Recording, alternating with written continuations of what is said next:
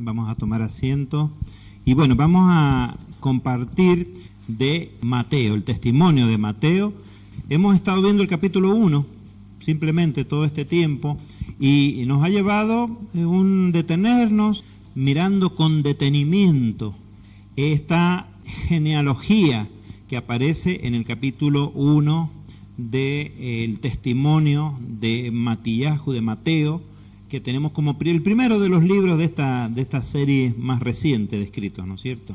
Y bueno, estuvimos viendo en el capítulo 1 todo lo que es una sección de genealogías, donde de los versos 1 al verso 5 estuvimos viendo la vida de aquellas personas que el Eterno levantó, guardó, condujo como parte de su simiente Kadosh, como parte de los que son, digamos, los padres, los ancestros de aquel que fue puesto en medio de nosotros, de Yeshua Adoneinu, de nuestro Señor Yeshua. Y desde el verso 6 en adelante hemos estado viendo, y lo que vamos a continuar viendo en este día, la serie de reyes que hubo dentro de esa genealogía, que comienza desde el verso 6 con el rey David Amelech, y en el verso 11 vamos a ver que termina con Jeconías justo antes de la deportación a Babilonia. Esta parte que se podría llamar la parte de la genealogía referida a los reyes del reino de Judá. Si bien empezamos con David y Salomón, ¿verdad?, quienes reinaron sobre el reino completo, las 12 tribus, pero a partir del hijo de Salomón, Roboam, entonces comenzamos a ver ya solamente los reyes del reino de Judá. Decíamos que Isaí engendró al rey David, ¿no es cierto? Isaí no fue un rey, pero sí engendró a uno que fue rey. Y dentro de esta genealogía que tenemos de Yeshua, ¿no es cierto?, dice que engendró a David, quien a su vez engendró a Salomón. Y hemos puesto esta señal al lado de cada uno de los reyes, en los cuales ardió de alguna forma la flama del Eterno, ¿no es cierto?, ese amor fuerte por el Eterno, para hacernos un esquema, ¿no es cierto?, porque hemos visto varios relatos y a veces quizás se nos puedan confundir un poco. Bien, y Salomón dice que engendró a Roboam, y Roboam engendró al rey Abías, Abías engendró a Asa, y Asa engendró a Josafat. Y hemos visto que la vida de Josafat fue también un tremendo testimonio de amor al Eterno, de acompañarlo, de seguirlo y de aferrarse a sus instrucciones. Pero a partir de Josafat, quien reinó fue su hijo Joram, y ocurrió algo particular con Joram, porque Joram tuvo por esposa a una mujer llamada Atalía, ¿sí? Y esta mujer Atalía, digamos así, era hija de un rey del reino del norte, de el rey Acab, rey de Israel. Y yo les dejo ahí, ¿quién sería la madre de Atalía? ¿Quién es la esposa de Acab? ¿Quién se acuerda? La esposa del rey Acab era Jezabel, nada menos. Ahora bien, la nena, digamos así, no salió, no se le quedó muy atrás a la madre, sino que ahora, para colmo, ella está vinculada al reino de Judá, ¿verdad?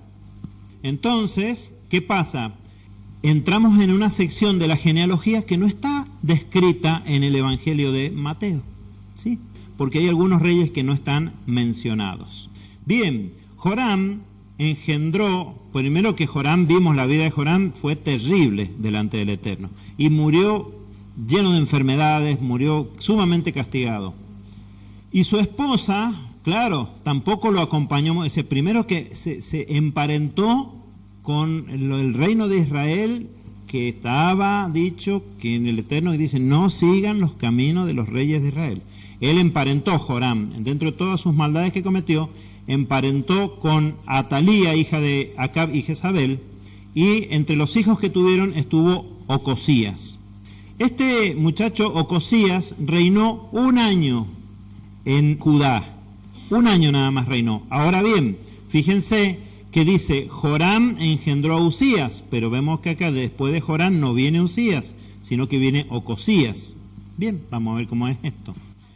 En la genealogía no sale Ocosías, ¿no es cierto? Pero cuando vamos a las genealogías, a cómo se va sucediendo los reinados, ahí en Crónicas y en Reyes, se mencionan estos otros reyes que vamos a ver ahora que no están mencionados en la genealogía de Mateo. Y bien, este varón Ocosías reinó un año, también hizo lo malo delante del Eterno y enseguida murió. ¿Y quién quedó a cargo del reino de Judá? Una discípula de Jezabel, quien es su hija, Atalía, y reinó 6 años sobre Judá. Tiempos terribles y difíciles.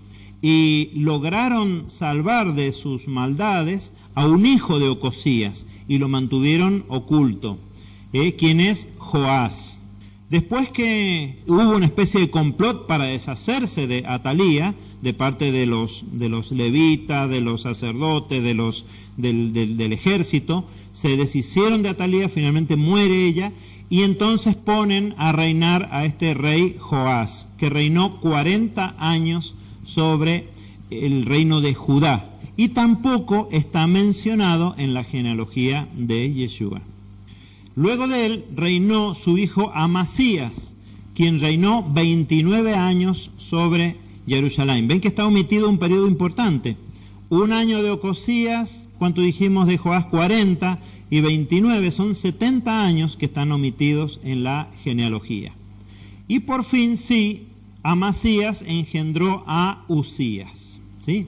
Entonces fíjense que en la genealogía se salta de Joram a Uzías, diciendo que lo engendró directamente, aunque no es preciso eso porque hay entre medio un periodo, ¿no es cierto?, de 4 reyes, si la contamos a Atalía, ¿no es cierto?, antes que apareciera este varón Uzías, ¿sí?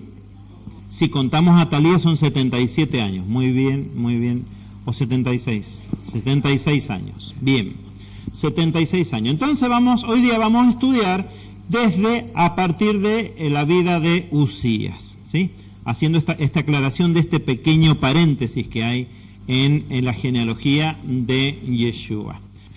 Entonces vamos a estudiar la vida de Uzías hoy día. Bien, vamos a leer 2 Crónicas capítulo 26, que es donde se comienza a hablar de este varón Uzías. Y dice el verso 1, entonces, fíjense, eran tiempos revueltos esto, y dice, todo el pueblo de Judá tomó a Uzías, que tenía 16 años, e hicieron que reinara en lugar de su padre Amasías. ¿Sí? Ven que el padre de Uzías no es Joram, sino que es Amasías. De todos modos, cuando uno recorre los textos, esto hay algunas imprecisiones que algunos atribuyen a errores de copia de la transcripción del rollo en este sector. Por eso el sector yo digo que más cuidado es la Torá. Y acá hay algunos errorcitos. Sí. El correcto es Amasías. No decimos que haya un error en la genealogía de Yeshua. Algunos atribuyen que se solía obviar algunas cosas en las genealogías para hacerlo más fácil la mnemotecnia, ¿sí? Bien, entonces reinó en lugar de su padre Amasías el rey Uzías cuando tenía 16 años. Y dice que comenzó a reinar a esa edad y reinó, dice el verso 3, 52 años en Jerusalén.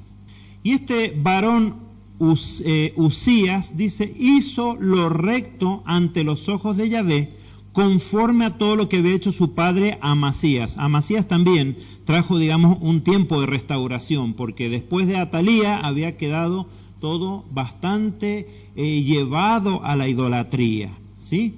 Bien, entonces dice que hizo lo recto ante los ojos de Yahvé, conforme a todo lo que había hecho su padre Amasías. Y dice, y persistió en buscar a Elohim en los días de Zacarías, ¿sí? ¿Quién es Zacarías? El profeta Zacarías, ¿sí?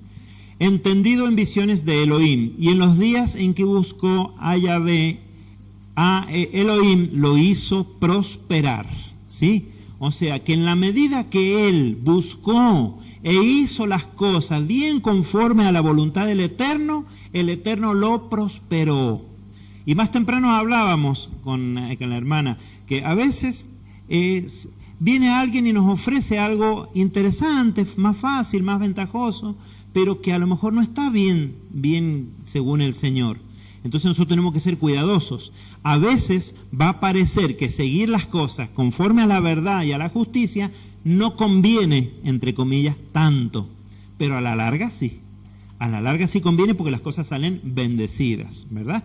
Bien, entonces, dice a partir del verso 8 de 2 Crónicas 26, y los amonitas pagaron tributo a Uzías y su fama se extendió hasta la entrada de Egipto, pues se había hecho sumamente fuerte. Yo les digo, si después pueden leer todos estos capítulos, yo acá para cuestión de tiempo salteo muchos versículos, pero la historia es sumamente interesante.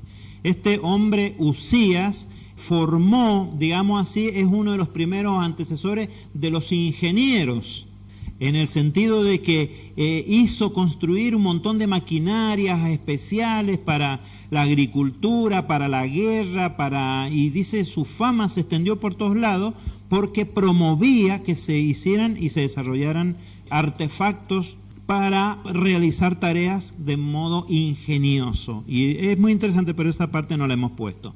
El asunto es que su conducirse de manera temerosa hacia el Eterno, ¿no es cierto?, lo llevó a que se fortaleciera, se hiciera fuerte.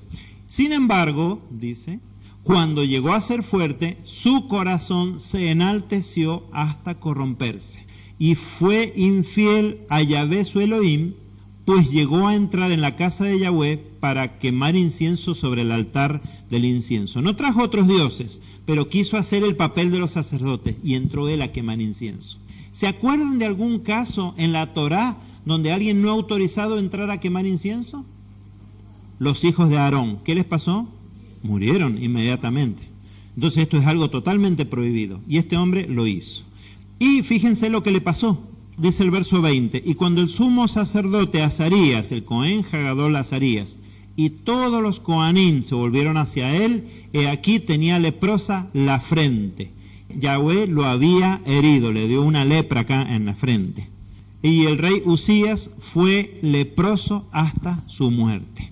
Empezó bien, pero ¿qué le pasó? Decayó. Entonces, esa es otra lección que nosotros tenemos. Movernos en obediencia, en fidelidad al Eterno es importantísimo, pero también es importante que sepamos permanecer. ¿Sí? Sí, Fabián. Acá dice en el versículo 16, como explicabas recién, que dice... Sí. En el 15, e hizo en Jerusalén artefactos inventados por hombres ingeniosos para lanzar flechas y grandes piedras, y fueron emplazados sobre las torres y sobre las esquinas.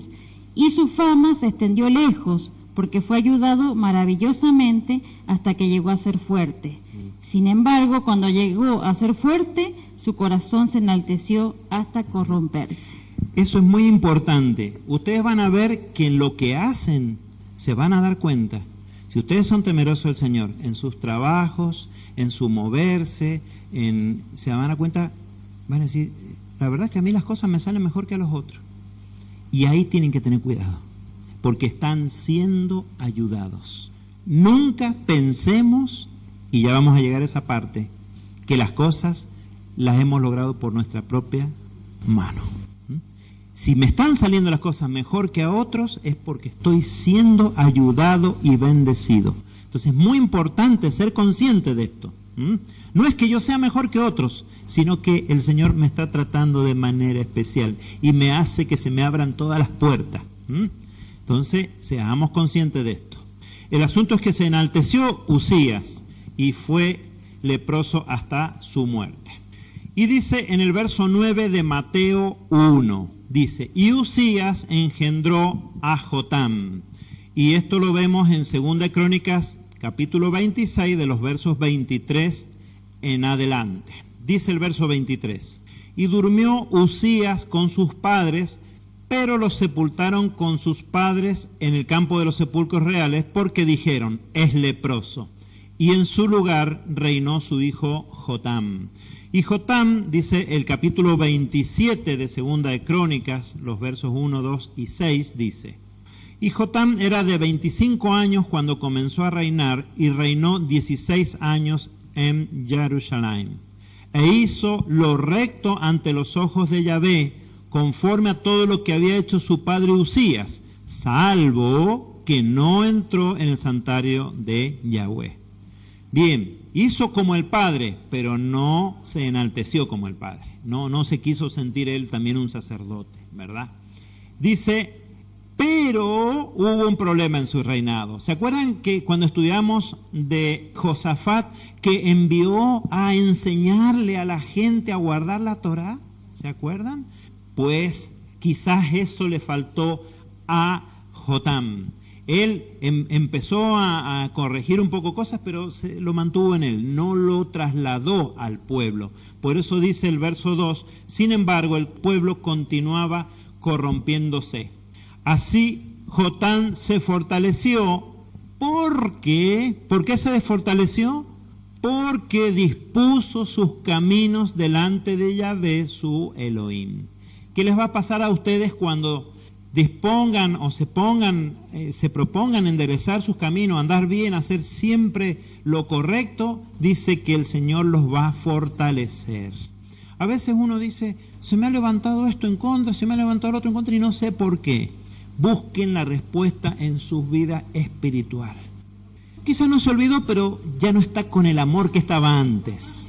¿Se acuerdan? Claro, el mensaje de Apocalipsis, tengo contra ti que has dejado, dice, tu primer amor.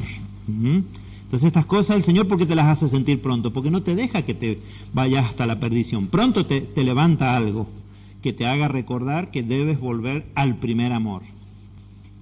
Y este varón Jotam engendró a Acaz, al rey, el que sería después el rey Acaz. Segunda de Crónicas, capítulo 27, el verso 9, y vamos a leer también el capítulo 28, versos 1 y 2. Dice el verso 9, y durmió Jotam con sus padres, y los sepultaron en la ciudad de David, y reinó en su lugar su hijo Acaz.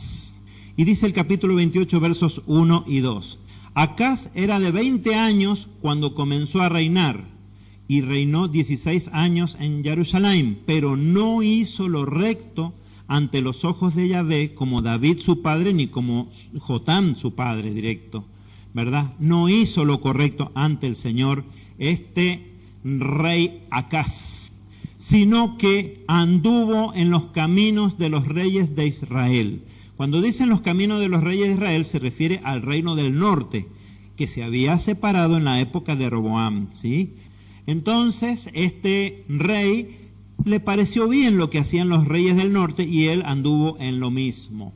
Dice, y también hizo imágenes de fundición para los Baales. Así que ¿vieron qué diferencia había entre el padre y el hijo? A veces hay grandes diferencias, para mejor a veces y para peor otras. Bien, dice en capítulo 28, verso 3 en adelante, él mismo, fíjense lo que hizo este rey Acaz, él mismo quemó incienso en el valle de Ben Hinnom, e hizo pasar a sus hijos por el fuego.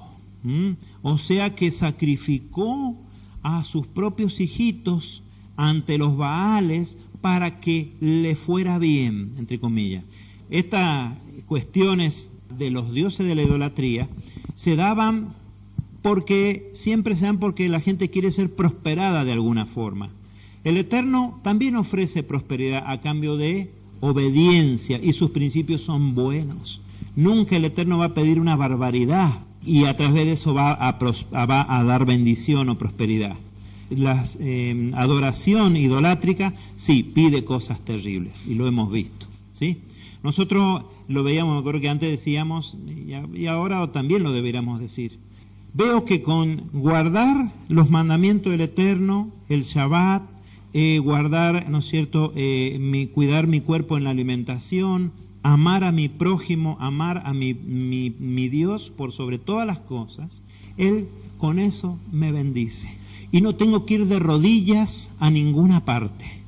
Entonces, ¿por qué? Porque eso lo piden justamente las adoraciones idolátricas, ¿no es cierto? Y esto, cualquiera que practica una cosa así, o hizo una promesa de ir a tal lado, una manda como le llaman, o un sacrificio, debe ser consciente que eso que está adorando no tiene nada que ver con el Eterno, sino que hay allí, ¿no es cierto?, implicada adoración idolátrica.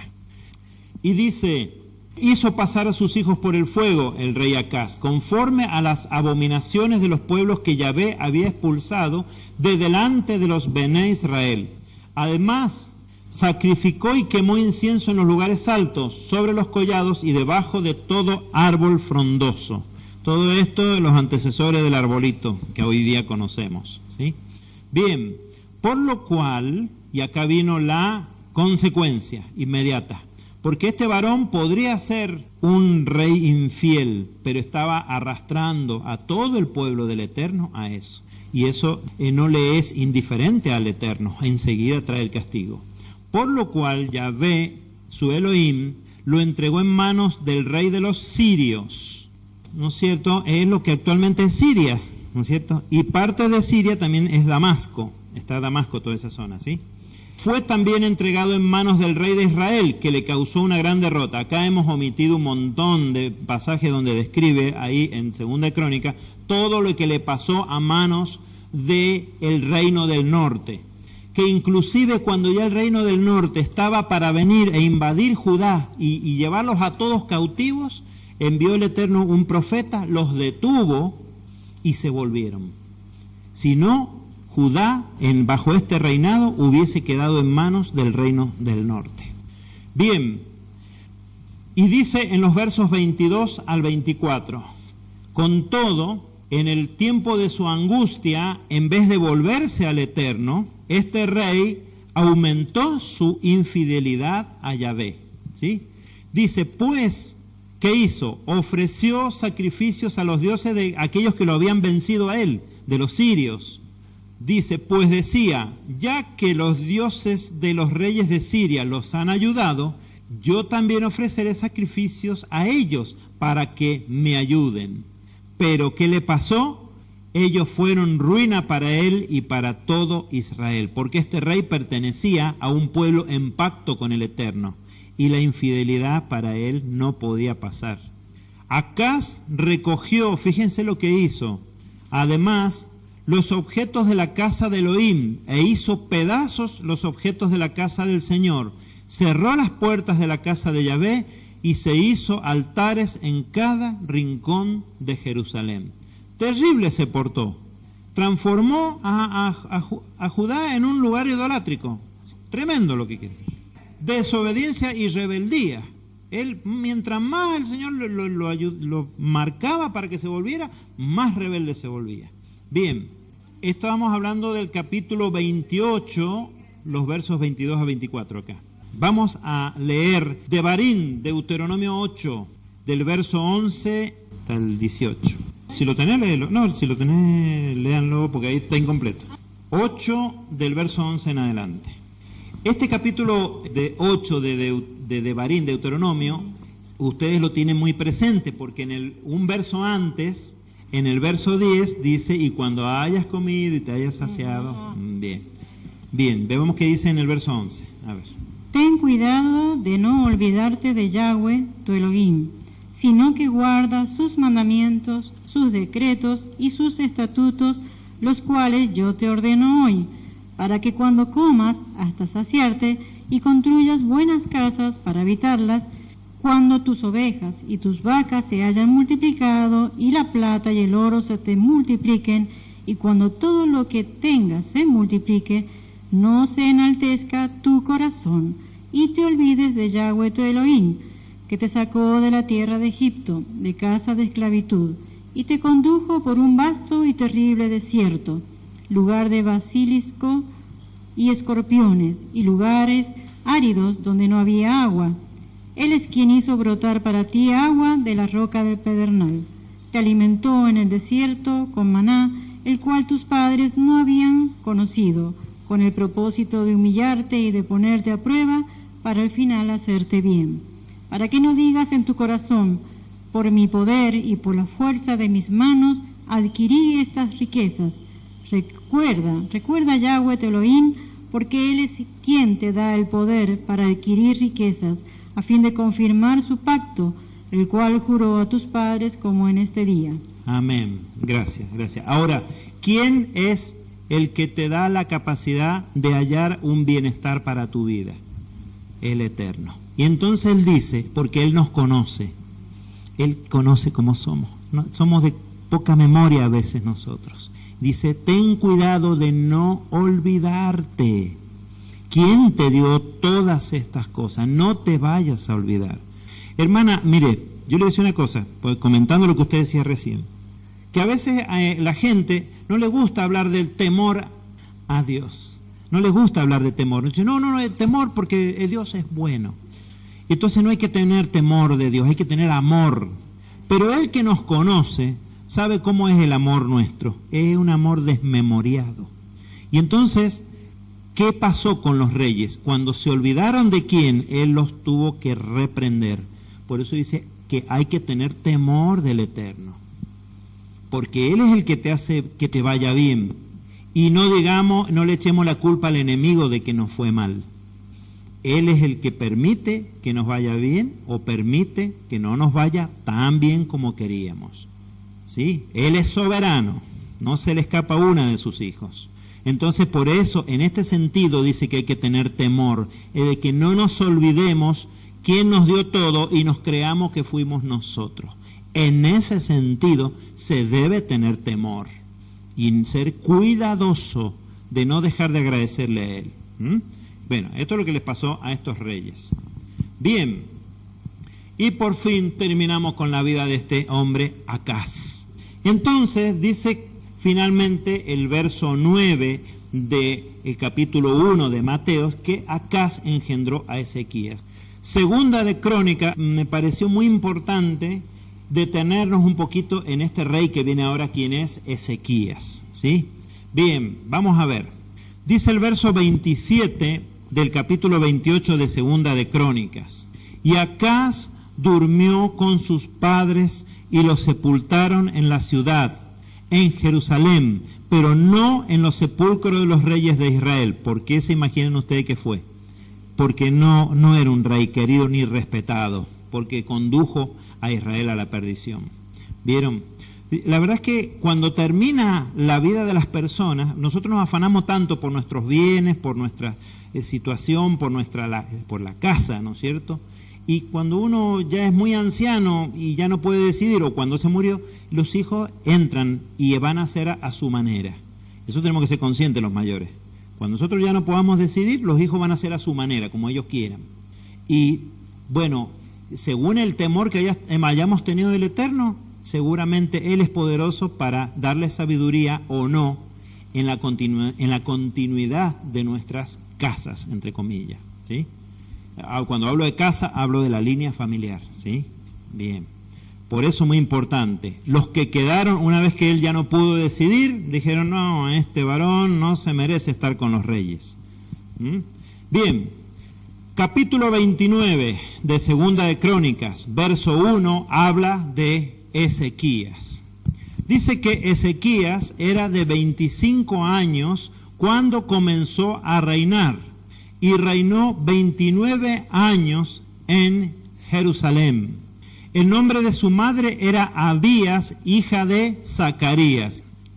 Dice que este varón hizo lo recto ante los ojos de Yahvé, conforme a todo lo que había hecho su padre David. Era hijo de David en un sentido, era descendiente de David. Su padre era Acaz. Pero fíjense, qué cambio. Él vio lo que hacía su padre. Sin embargo, él no siguió el camino terrible de Acaz su padre. Alguno de los hermanos de Ezequías debe haber sido sacrificado a los Baales. Y él era consciente de eso. Él sabía lo que era eso. Algo terrible. Entonces él dijo, no voy a hacer lo que hizo mi padre. Se lo propuso. Y les dijo, bien, dice conforme a todo, el verso 3, en el primer año de su reinado, en el mes primero, y acá vamos siguiendo los tiempos, acá ya viene una parte importante, fíjense. Estamos hablando del primer año de su reinado, no sabemos qué año es, pero sí sabemos el mes. Dice en el mes primero, estamos hablando de la primavera, en el mes de Aviv, ¿sí? En el mes primero, él abrió las puertas de la casa de Yahvé y las reparó. ¿Se acuerdan que Acaz las había cerrado? Pues este varón abrió las puertas y las reparó del templo, ¿verdad? De la casa del Eterno. E hizo venir a los sacerdotes y a los levitas y los reunió en la plaza oriental y les dijo: oídme, levitas, santificaos y santificad la casa de Yahvé, el Elohim de vuestros padres, y quitad del santuario la inmundicia. O sea que él se propuso hacer una purificación grande. Versos 10 y 11. Ahora pues, está en mi corazón, dijo Ezequías, el que hagáis pacto con Yahvé, Elohim de Israel, para que el ardor de su ira se aparte de nosotros. Todos sabían que estaban indispuestos con el Eterno y era necesario restaurar esa situación. Dice: hijos míos, no sean negligentes, porque Yahvé os ha escogido para que estéis ante él para servirle, para que le ministréis y le queméis incienso. No importa lo que hizo el rey anterior, nosotros vamos a restaurar la relación con nuestro Padre, ¿sí? A veces nosotros podemos tener, yo personalmente tengo un testimonio así, de ancestros que se dedicaron a cosas relacionadas con el ocultismo, pero uno es consciente que si bien la palabra dice al que haga esas cosas, puede venir maldición sobre la tercera y cuarta generación, pero dice el Señor también que dice que si alguno se arrepiente y se vuelve, ese será perdonado. De esa generación. No está condenada la generación por lo que hizo uno de nuestros padres. Todos tenemos la posibilidad de restaurar nuestra relación con el Eterno y la de los que siguen después de nosotros. Bien, dice que en el verso 11, para que le ministréis y le queméis incienso. Desde el verso 16 del capítulo 29 dice: y entraron los Coanim, los sacerdotes, en la casa de Yahvé para limpiarla, y sacaron al atrio de la casa de Yahvé toda la inmundicia que hallaron en el santuario de Yahvé, la cual tomaron los levitas para sacarla afuera al torrente de Cedrón. Dice que había inmundicia adentro del templo. ¿Cómo sería que estaba todo? Bien, y comenzaron la santificación. ¿Cuándo la comenzaron? El día 1 del mes primero.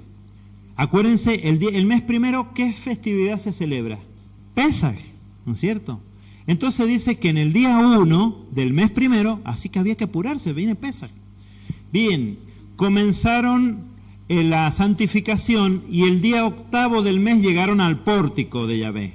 Santificaron la casa del Eterno durante 8 días, fíjense, y en el 16º del mes primero terminaron.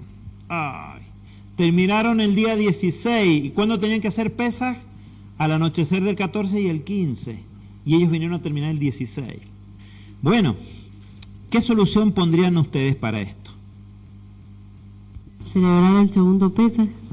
Esa es la solución, celebrar el Pesaj en la segunda oportunidad que hay para hacerlo, ¿verdad? Bueno, quiere decir que ustedes están en onda, ¿eh? Sí, a ver. Es decir, que durante varios años no se celebró Pesaj. Durante varios años no se celebró Pesaj. Bien, vamos a ver. Leemos desde el verso 18, yo les pido que se repartan, como ustedes quieran. Vamos a ver qué pasó después que terminaron el día 16. Luego fueron ante el rey Ezequías y dijeron: hemos limpiado toda la casa de Yahvé, el altar del holocausto y todos sus utensilios, y la mesa de la hilera y todos sus utensilios. También hemos preparado y consagrado todos los utensilios que el rey Acaz desechó durante su reinado a causa de su infidelidad, y he aquí están delante del altar de Yahvé. Y madrugó el rey Ezequías y reunió a los príncipes de la ciudad y subió a la casa de Yahvé. Bien. Y llevaron 7 novillos y 7 carneros y 7 corderos con 7 machos cabríos como ofrenda por el pecado, a favor del reino y del santuario, y a favor de todo Judá. Y mandó a los sacerdotes descendientes de Aarón ofrecerlo sobre el altar de Yahvé. Bien, ¿en qué verso estamos ahí? 21, bien. ¿Quién sigue con el 22? Ya. Que ofrecieran el holocausto sobre el altar de Yahvé, que sacrificaran los novillos y que los sacerdotes recogieran su sangre y la rociaran sobre los cuernos del altar, que presentaran los cabritos ante Yahvé, ante el rey y ante el pueblo de Israel, y le impusieran sus manos, que los sacerdotes los sacrificaran y rociaran su sangre sobre los cuernos del altar para hacer expiación por todo Israel, pues el rey había ordenado a todo Israel que presentara holocaustos y sacrificios. También designó a los levitas en la casa de Yahvé para que entonaran alabanzas con sonido de salterios, con los cánticos de David y con los cánticos de Gad, profeta del rey David, y de Natán, profeta del rey David, pues así como David entonaba los cánticos de Yahvé, su Dios, así eran cantados por boca de los profetas. Los levitas estaban en pie con los instrumentos musicales de David, y los sacerdotes tocaban las cornetas y las trompetas. Eso. ¿Se dan cuenta? No solo hubo una purificación, él dijo que va a haber alabanza también, va a haber adoración. Él quería traer alegría a la casa del Señor. Bien, ¿quién me va a leer del 27 al 33? Vale. Entonces Ezequías ordenó que se ofreciera el holocausto sobre el altar, y cuando comenzó el holocausto, comenzó también el cántico de Yahweh y el sonar de las trompetas con acompañamiento de los instrumentos de David, rey de Israel. Y toda la congregación se postró mientras entonaban cánticos y resonaban las trompetas, todo hasta que el holocausto fue consumido. Y cuando se hubo consumido el holocausto, el rey y todos los que estaban con él se inclinaron y se postraron.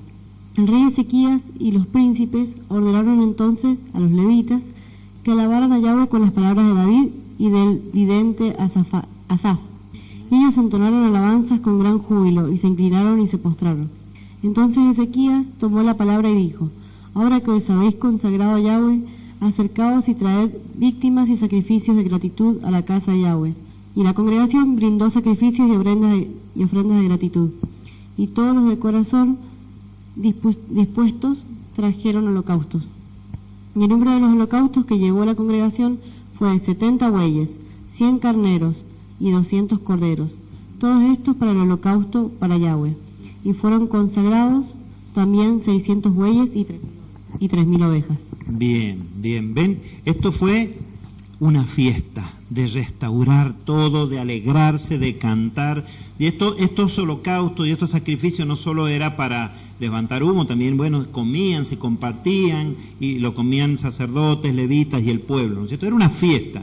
Él convocó una fiesta para retornar. ¿Qué hizo nuestro rey Ezequías? Él planteó enamorar de nuevo al pueblo del Eterno, del Padre. Decir, es agradable para nosotros servirle a Él. Bien, vamos a leer la última partecita, 34 al 36. 34, entonces dice: pero como los sacerdotes, los Kohanim, eran pocos y no bastaban para desollar todos estos holocaustos, les ayudaron sus hermanos los levitas, hasta que terminaron la labor. Y los sacerdotes se santificaron, pues los levitas estaban más dispuestos que los sacerdotes, que los Kohanim, para santificarse. Hubo, además, muchos holocaustos de grasa de los sacrificios de comunión y libaciones para el holocausto. Así quedó restablecido el culto del templo de Yahweh. Ezequías y toda la gente se regocijaron de que Elohim hubiera dispuesto al pueblo con buen ánimo, pues todo se hizo rápidamente. Amén. Amén. Amén. Tan mal que se habla del pueblo, de nuestro pueblo a veces. Tan mal que se habla. Yo a veces escucho a los predicadores y sinceramente me da un celo santo. Sinceramente no me agrada que se gocen hablando siempre de lo mal que anduvo siempre Judá e Israel, y se omitan este amor espontáneo del pueblo de volver hacia el Eterno, de santificarse, esa voluntad tremenda de que siempre ha tenido el pueblo del Señor de unirse a Él. Sí fueron desviados por los reyes, muchas veces cayeron, pero muchas veces se levantaron de forma más que honrosas. Bien, vamos a seguir. Esto para que prestemos atención y nos enorgullezcamos de a quién pertenecemos y de dónde venimos. Vamos a continuar la lectura en 2 Crónicas 30, de los versos 1 a 3. Envió Ezequías, no se quedó solamente con lo que estaba haciendo en Jerusalén, y vamos a ver qué hizo Ezequías. Envió Ezequías por todo Israel y Judá. ¿A dónde mandó? A Israel, al reino del norte, y a Judá, su propio reino. Y también escribió cartas a Efraín y a Manasés, ¿sí?, para que fueran a la casa de Yahvé en Jerusalén a preparar la Pascua de Yahvé, el Elohim de Israel, el Pesach de Yahvé. ¿Qué pasa? Pero ya se nos había pasado la fecha. Entonces vamos a ver si aplican la solución que sugirieron acá los hermanos, acudir al segundo Pesaj. Bien, pero él los mandó a convocar, mandó a buscar a todos los pobladores de Judá, pero también mandó al otro reino a buscar a las personas. Bien, porque el rey había tomado consejo con sus príncipes y con toda la congregación de Jerusalén de preparar el Pesaj, ¿cuándo? En el mes segundo, ¿sí?, porque no la habían podido preparar a su debido tiempo, pues los Coanim, los sacerdotes, no se habían santificado en número suficiente, ni el pueblo todo había podido reunirse en Jerusalén. Faltaba gente, todavía se tenía que purificar. Bien, versos 5 a 6 del capítulo 30 de 2 de Crónicas. Y determinaron pasar una proclama por todo Israel, desde Beersheba hasta Dan, desde el sur hasta el norte, para que fueran a preparar el Pesaj de Yahvé, el Elohim de Israel. ¿En dónde? En Jerusalén. Porque dice, en mucho tiempo no la habían preparado según está escrito. Entonces esto es lo que preguntaban hace un ratito. ¿Hacía mucho que no se celebraba Pesaj? Sí, hacía mucho. Dice que en mucho tiempo no se había celebrado Pesaj. Adelante, José. Cabe aclarar que esta purificación de que se está hablando acá es la Tevilá, lo que se conoce como la Tevilá. Tevilá. Y que es la única razón por la cual se puede participar en el segundo Pesaj, porque no estaba puro la persona para el primero. Así que estaba todo conforme al mandamiento. Dice, verso 6, y los mensajeros recorrieron todo Israel y Judá llevando las cartas del rey y de sus autoridades y proclamando por orden real, hijos de Israel, vuélvanse a Yahvé, el Elohim de Abraham, Isaac e Israel, y él se volverá al remanente, y siempre se habla en la escritura de remanente, se volverá al remanente que de vosotros ha escapado de los reyes de Asiria. Acuérdense que su padre había hecho alianza con los reyes de Asiria y con los dioses de Asiria. Bien, así, fíjense lo que pasó. Los mensajeros empezaron a ir de ciudad en ciudad por la tierra de Efraín y Menashe hasta la región de Zabulón, pero, vamos a decir, algunos se rieron y se burlaron de ellos. No todos te van a oír cuando los llames a volverse. Sin embargo, algunos de los de Asher y de Manashe y Zabulón se humillaron y fueron a Jerusalén, fueron a Jerusalén para celebrar el Pesaj, la fiesta de Pascua. También en Judá estuvo la mano del Eterno para darles corazón para cumplir el mandato del rey y de las autoridades según la palabra de Yahvé. Y se reunió en Jerusalén una gran muchedumbre para preparar la solemnidad de los panes sin levaduras en el mes segundo, una vasta congregación. O sea que no solo celebraron en el mes segundo Pesaj, sino también toda la solemnidad de panes de Hamatzot, de panes sin levadura. Enseguida, el 14 del mes segundo, sacrificaron el Pesaj, y los Coanim y los levitas que todavía estaban impuros se avergonzaron y se santificaron y llevaron holocaustos a la casa de Yahvé. ¿Sí? Hubo un gran volverse de todos, y ocuparon sus puestos en su orden conforme a la ley de Moshe, varón de Elohim. Los Coanim, los sacerdotes, rociaban la sangre que recibían de mano de los levitas, porque había muchos en la congregación que no se habían santificado. Por eso los levitas degollaban el cordero de Pesaj para quienes estaban impuros, a fin de santificarlos para Yahvé. Fíjense, acá está un poco el uso que se dio a ese sacrificio de Pesaj, que es un sacrificio de purificación. ¿Sí? Hacerlos puros, hacerlos limpios. Por eso se usaba y se instruyó que la sangre en los dinteles de la puerta evitaba que la muerte pudiera entrar en ese hogar.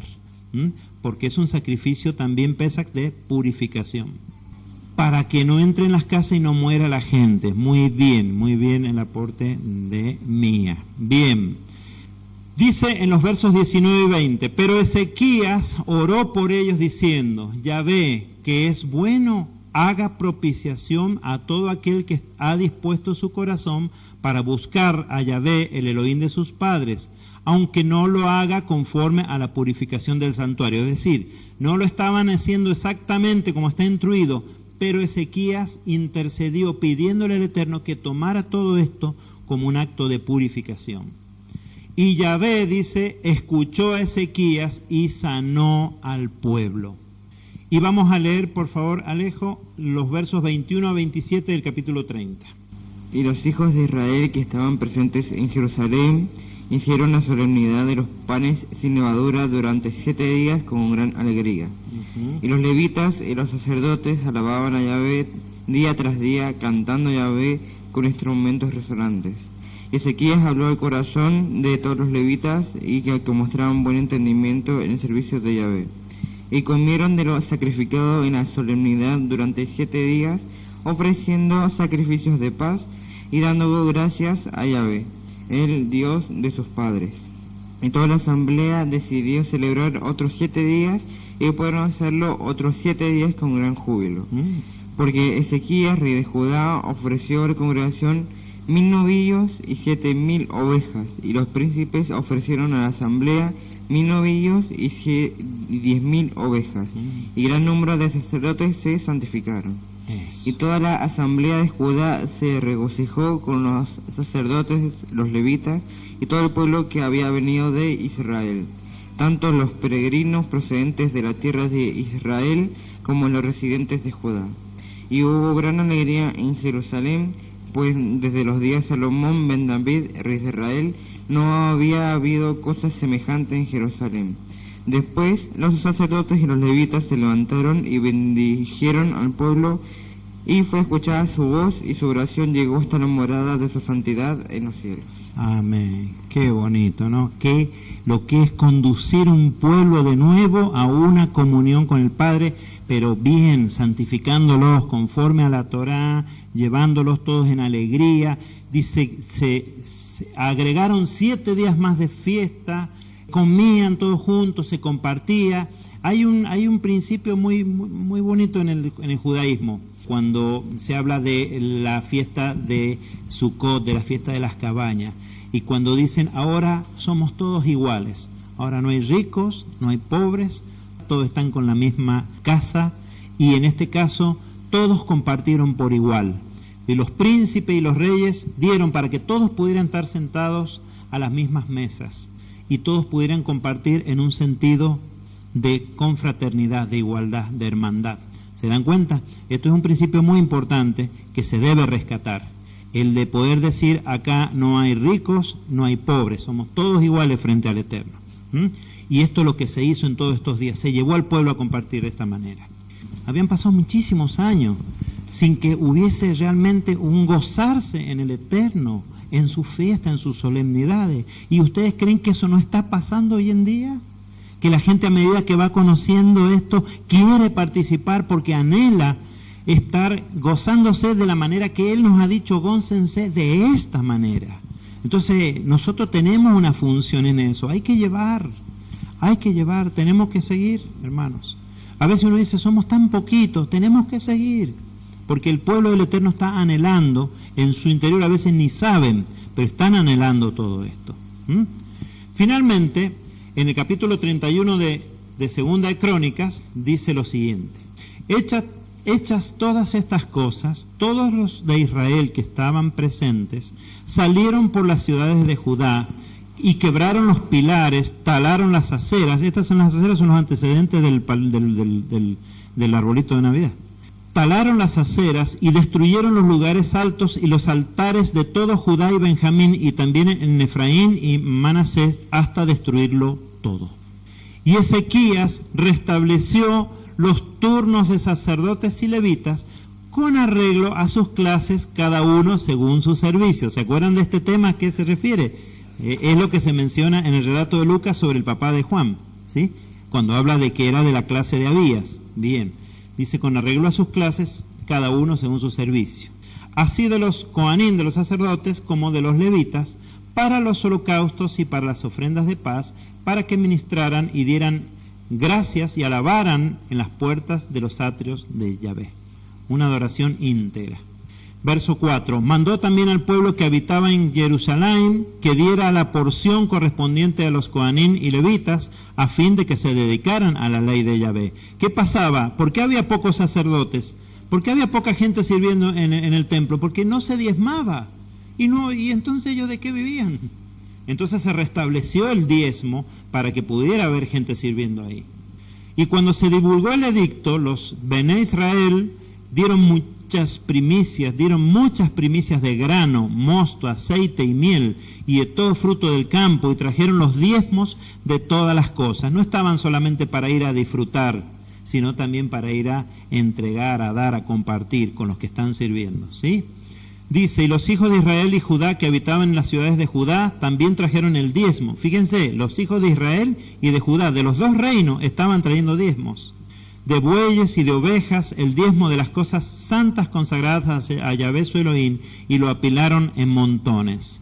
Es que ahora estaban presentes los verdaderos destinatarios del diezmo.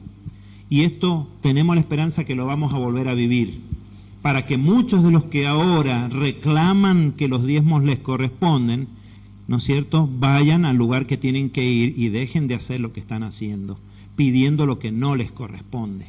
Porque nunca el Eterno dijo que se le diera a un gentil en las naciones desobediente a la Torá el producto del diezmo y del trabajo de nuestro esfuerzo. Jamás.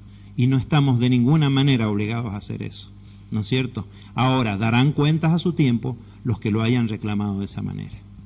Finalmente, en los versos 20 y 21 de 2 de Crónicas 31 dice, así hizo Ezequías en todo Judá, y obró lo que es bueno, correcto y justo ante Yahvé su Elohim.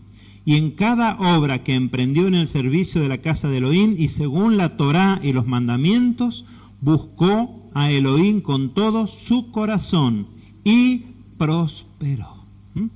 Bien, con esto vamos a dar por terminado con estos dos versos. El resto de las acciones de Ezequías y sus obras piadosas, aquí están escritas en la visión del profeta Isaías, hijo de Amós, y en el rollo de los reyes de Judá y de Israel. Y durmió Ezequías con sus padres, y los sepultaron en la subida de los sepulcros de los hijos de David. Y todo Judá y los habitantes de Jerusalén le rindieron honores en su muerte. Y bueno, acá tenemos replanteado el cuadrito, ¿no es cierto?, con los reyes que nos faltan, ¿no es cierto?, entendiendo en cuáles son los reyes de David, Salomón, Roboam, Abías, Asa, Josafat, Joram, Ocosías, Joás, Amasías, Usías, Jotam, Acaz y Ezequías. ¿Quiénes son los que buscaron al Eterno y condujeron al pueblo a buscar al Eterno? No están señalados algunos acá que empezaron bien y terminaron mal, pero si ustedes lo ven, la mayoría, yo diría, sí, los más, estuvieron buscando y condujeron al pueblo al Señor, y fueron recompensados y prosperados por ello. Amén. Bien, con esto damos fin a la enseñanza de hoy. Yo los invito a que nos pongamos de pie y podamos estar agradeciéndole al Eterno por estos testimonios preciosos que nos quedan.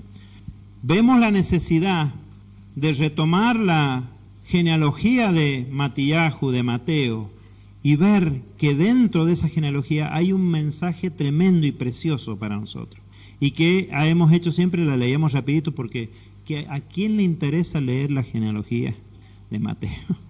Amén. Nos ponemos de pie.